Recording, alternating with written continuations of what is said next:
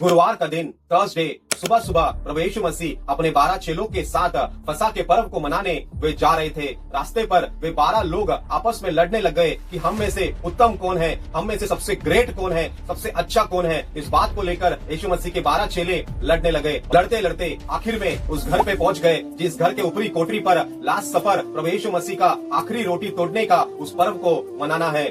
और जब प्रभु यीशु मसीह उन 12 चेलों के साथ फसह के पर्व के बोझ में जब वो बैठे, तब उन्होंने उस रोटी को अपने हाथों में ली। उसे तोड़ते हुए उन्होंने कहा, ये रोटी नहीं परंतु ये मेरा शरीर है जो कुछ क्षण के बाद मैं उस कलवरी क्रूस के ऊपर तोड़ने पर हूँ। उसके बाद उन्होंने उस दाखरस को अपने हाथों में ली और उन्होंने कहा, ये दाखरस नहीं परंतु ये मेरा लहू है, वो ये जगत का मेमना का लहू है जो उस कलवरी क्रूस के ऊपर हम सभी के लिए जो है वो बहाने पर है। जो कोई इस रोटी को खाएगा, इस दाखरस को पिएगा, वो जीवन को प्राप्त करेगा। फिर बोझ के आखिर में प्रभु यीशु मसीह ने उन सभी लोगों से कहा कि तुम में से कोई एक है जो मुझे पकड़वाएगा। इस बात को सुनते ही पतरस बड़े गुस्से से खड़े हो गया, बड़े घमंड से कहने लगा, प्रभु यीशु मसीह ये कैसे हो सकता है? आप हमारा गुरु रब्बी, आप हमारा ईश्वर हो, हम तुम्हें कैसे नकार सकते हैं, हम तुम्हें कैसे पकड़वा सकते हैं? ये हो नहीं सकता। इस बात को सुनते ही प्रभु यीशु मसीह ने पतरस की ओर देखकर कहा कि तू वो व्यक्ति है जो 3 बार मुझे नकार देगा। वो उदास हो गया, निराश हो गया। इस प्रभु बोझ से निकलकर प्रभु यीशु मसीह जो है गत्समनी बाग में चले गए, जहाँ पर वे प्रार्थना करने लगे,